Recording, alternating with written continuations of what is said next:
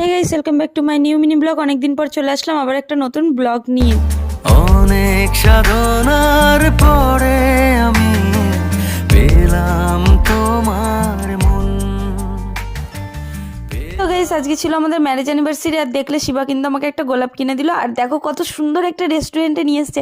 আমি জাস্ট ঢুকে মানে মুগ্ধ হয়ে গেছি, এত সুন্দর রেস্টুরেন্টটা, মানে জাস্ট ওয়াও, কি বলবো। তারপরে এদিকে দেখো মেনু কার্ড দেখছিল, আমাদের খাওয়া দাওয়াও মোটামুটি কমপ্লিট। তারপরে আমি এই মাছগুলো একটু ভিডিও করে নিলাম, আর আমি রিলসও করেছি, তোমরা চাইলে ইনস্টাতে গিয়ে দেখতেও পারো। মানে আমার ভীষণ সুন্দর লেগেছে রেস্টুরেন্টটা, তোমরা চাইলে আসতে পারো। এটা কিন্তু দুর্গাপুরের মধ্যে।